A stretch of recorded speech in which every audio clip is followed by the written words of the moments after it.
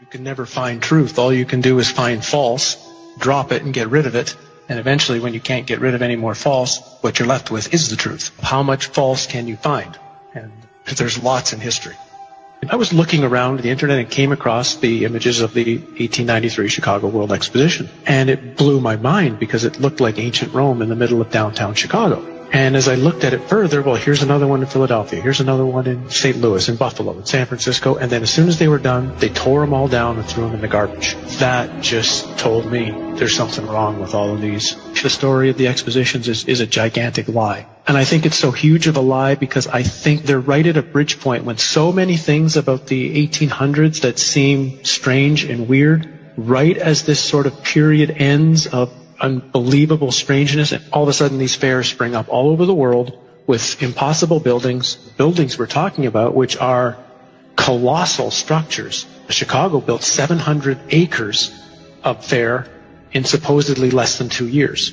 St. Louis built 1,200 acres of exposition buildings. One of the buildings in Chicago, the manufacturer's building, would house 300,000 people. There's a giant statue in the middle of the lagoon. It was called the Golden Lady, and it was known as the Statue of the Republic. It was 65 feet tall. They say it was covered in gold leaf that had copper underneath, but others speculate it was actually made out of solid gold. So you're talking 65-foot high, potentially solid gold statue. We're talking giant structures and looking like ancient Rome with towers and domes and columns and the most fine, ornate pieces to them in these record, unbelievable times. Then as soon as they're done, chuck them in the garbage. Like Jackson Park is a swamp. So supposedly they had to drive down tens of thousands of wooden stakes in order to support the weight of everything. They dug out massive lagoons, lakes. They had a canal system that ran through the entire exposition. They also had an above-ground electric train. An electric train, well, where's the electricity coming from? That's running around the park. They had a moving walkway down by the shore. Not enough people are asking, where does this technology come from? Just to frame it, if I'm not mistaken, the Chicago Fair was the first time people had seen electric light. Tesla's the one who got the electricity contract for the Chicago Exposition, and it was certainly more than all of the lights anyway that were in New York City at the time were at the Chicago Exposition. Now, it must have been mind-blowing for most of those people who had only seen gaslight or candlelight at night to see that city lit up in such a way. Again, count the ways. It's 1901. We are told, whether it's true or not, the idea of being able to electrically do anything hasn't been around that long. And this fair is bizarre. This is supposed to be Tesla's fair, where he managed to somehow move electricity from Niagara Falls to Buffalo for the fair. No one's really explained how he actually did that. And at the middle of the fair is a 395-foot-high electrical tower, on top of which, of course, is a female golden statue called the Goddess of Light. And this thing was lit up by, some suggest, 500,000 electric light bulbs. Again, when you look at the photos of this thing, it's just, where do they really get the power from? I mean, think of what it would take today if you had a place with no electricity and no way to pipe it in. The generators that would have to be built.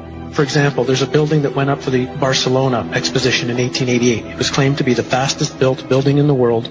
5,000 square meters, capacity for 2,000 guests, 600 rooms, 30 apartments, and it was supposed to be built in 53 days. This is supposed to be a time of horse and buggy. The 2-year building times are actually impossible unless the two most likely theories would be either A, they had a technology that they're not supposed to have, and it really was built in that time frame. Even if they built them, they had to build them out of marble and stone in record time, or the buildings were already there. They'd been there for hundreds or thousands of years, fixed up, refurbished, repainted, hence the term whitewashed, which is the term that was used for the Chicago Exposition, which was paint all the buildings with this brand new spray paint that they had just developed to spray paint all the buildings in record time. So you couldn't tell if anything was old or anything was new. How long did these things tend to stay open? When they built these things, supposedly over 2 years, which is the narrative, how long were they there for? 6 months.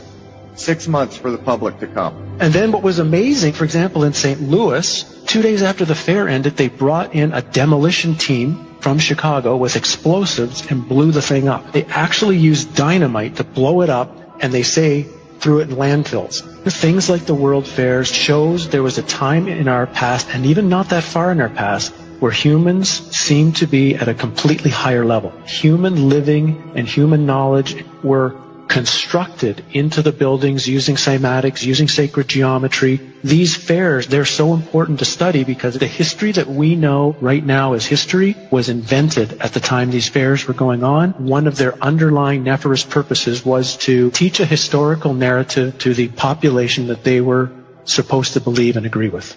And scarily, the world we're walking into today is in some way has its origins during the time of these fairs.